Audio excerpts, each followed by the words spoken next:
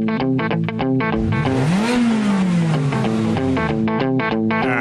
right, guys, welcome back. You are listening to Racer Radio. I'm Dave. And I'm Michele. And this is FM 96.1, AM 1170. The Answer. And this segment is brought to you by the good folks at El Cajon Ford. That's El Cajon Ford at 1595 East Main Street. Go to elcajonmotors.com. And I want to thank them for all their support for Barona Speedway. Both Paul and his kids all race out there.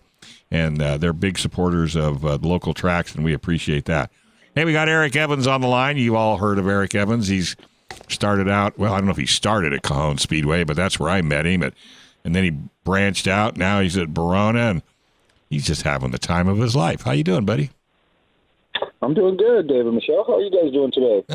Living the dream. What are you working on? Another race car? Let me guess. Actually today I think I'm just going to go ahead and take the whole day off. But we kind of had us a little Freaky Friday up there, Barona Speedway last night.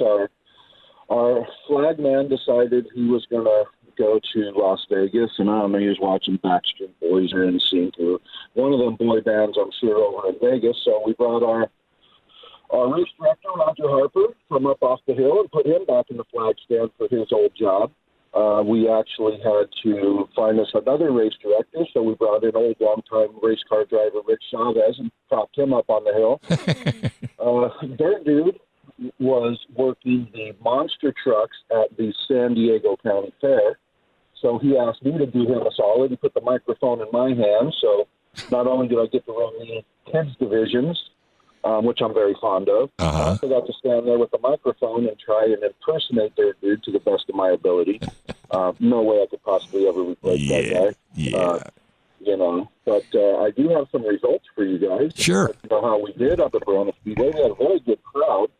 I don't have the total numbers, but when you look up and you don't see a lot of space between people, you know it was a pretty good night up there. Mm-hmm. Very nice temperature. And I don't know if you guys noticed last night, but if you looked off to the west just after sunset, the orange glow that we had ringing off the mountains up there at Barona Speedway was just absolutely gorgeous. I was looking this morning on Facebook, and I seen so many people taking pictures of the racetrack, the surrounding mountains and everything. Oh, it's just gorgeous. But so we start off with our dwarf cars, and our winner in the dwarf cars out of Ramona was Mikey Hall, followed by Darren Grant and Parker Dumas.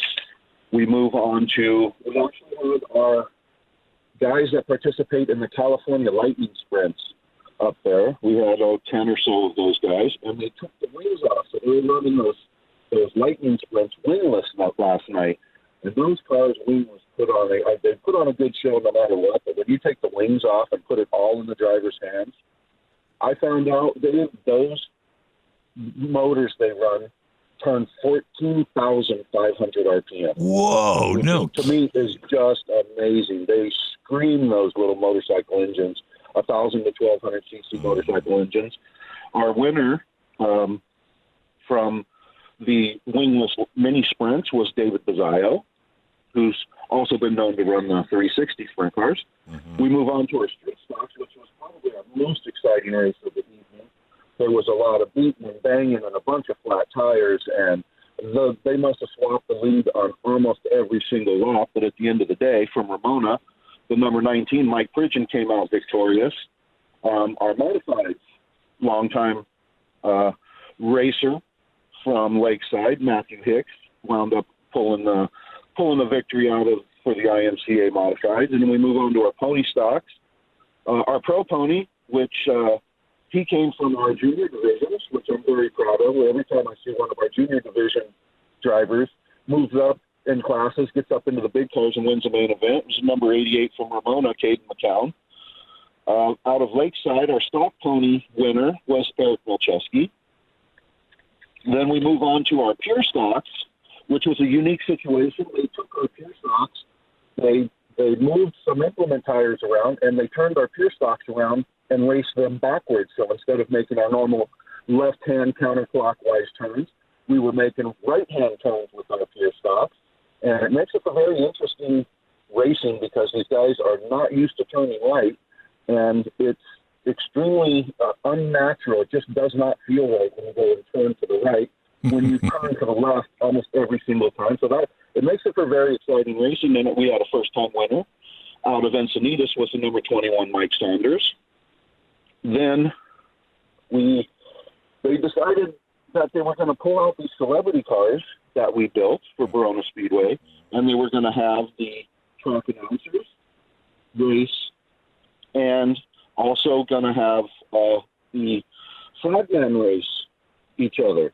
Well, our flagman race last race, our normal flagman was off in Las Vegas. Our announcer was at the San Diego County Fair, so I stepped in for Barona Speedway, and boy, did I get a car that was, let's just say it was not running up to full speed. I'm not sure. Check engine light came on and didn't think the turn signal was stuck or something. And so I wound up finishing second to Barona Speedway's track announcer, Bill Grosskreitz, who was no slouch in a race car himself. He just doubles as being a track announcer. And then we had Harvey Quinn rounding off the third spot, which was pretty good. We move on to our kids divisions, which, as you guys know, I'm extremely fond of our kids divisions. We had 2 first-time winners, which is always exciting to see the smiles on children's faces when it's their very first victory.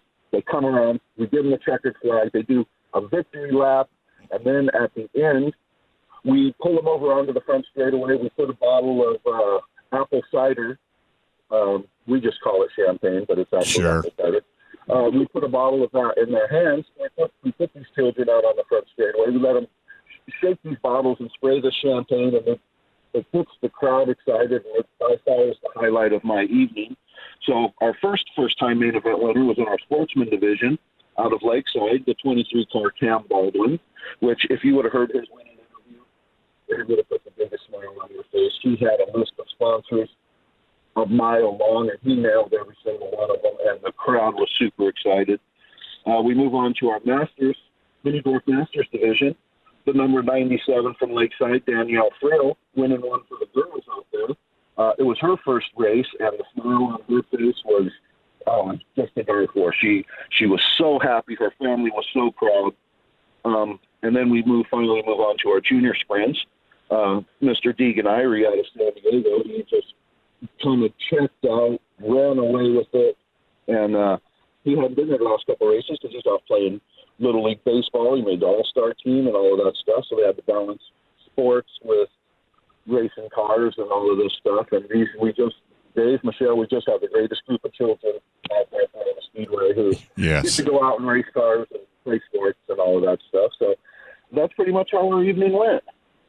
Yeah, I got to get a hold of Trish and get some of those kids down to KUSI. They deserve it. Yes, they absolutely do. And they are, and if you talk to them, any one of them children, I mean, they have their stuff together. I mean, all the way from our 5-year-olds all the way up to our 13-year-olds where, they're just the greatest bunch of kids and parents and all of that stuff. And, what better is it to, play sports during the week and get to go drive race cars on the weekends?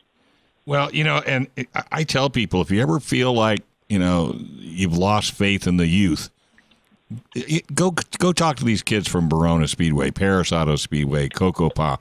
And there is a direct combination, folks. It's motorsports. You get your kids into motorsports, and you find mentors like Eric Evans and a ton of other people.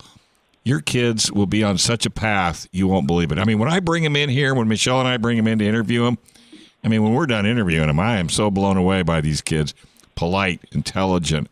Some of the littler ones don't understand media very well, but boy, you get up above 7, 8 years old, they get it. And that's a lot due to the track and everybody that works the track, everybody in the pits, because everybody works with everybody, especially at Barona.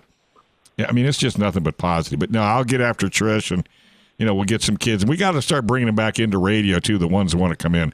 Because, I mean, we have a blast every time they do. Yes, and you just let me know. Our kids are off this next race, which is kind of unique. I think this is the first time in a few seasons that our children have not been on the schedule for every single race. This is their one shot of being off is this in 2 weeks. on the, I want to say it's the 14th, could be the 13th of July. Our kids don't race, but every other division we have races out there. But you let us know, and we will put together some funny, bright, smart children, and we'll bring them down and put them on the radio. And, Love it. You know, I think you guys will wind up with a smile on your face every bit as big as they would. Oh, my gosh. We do every time. I mean, Michele and I are. True. And yeah. I love giving the softball questions to the kids because you just never know what they're going to come back with. It's never awesome. I don't know. You say the darndest things. Well, I don't know if you heard this one interview we did, and I cannot remember the little guy's name. Michele probably remembers. So, you know, I'm always trying to get the little guys to talk about your sponsors, you know. So I said, who's your sponsors? And he goes, I don't need any sponsors. I got Papa. I'm going, okay. And his mom and dad were sitting over on the couch, and they looked. Their eyebrows were. They go, no, don't say that. And we tried to get him to reach out for sponsorship. Wasn't going to have nothing to do with it. It was hilarious. Well, and guess who that guy's Papa is? You. You're talking to him. That's what I thought. Yep. That's that was what. my oldest grandchild, Bryson. Bryson, that's. That's it. Yes, we have since found him some sponsors, and yes, Papa is he is his biggest fan and biggest supporter, and we have him up there practicing. Yeah. You know, we've got the Salazar family. They now have their oldest daughter up there racing, and you'd just be surprised. We have a lot of families up there. We have second, third. Bryson is the first, fourth generation racer at Barona Speedway. Jeez, that's great. We have a lot of people. I know, it's awesome. Hey, well, keep doing what you're doing, my friend, and I'll reach out to you, and we'll get some kids, you know, both on TV and radio, because the more we expose these kids to the world, the more people will understand that motorsports is much more than going in circles. Yes, absolutely. And Dave, Michele, thank you guys very much. Keeping racing alive in San Diego, whether it's Barona, Paris, Cocopah. It don't matter if we're racing skateboards. We're going to be on Racer Radio. You're the man, brother. You're the man. Thank you very much. We're happy to. Yeah, we sure are. We're going to take a quick break. When we come back, we got more right here on Racer Radio, FM 96.1, AM 1170. The Answer.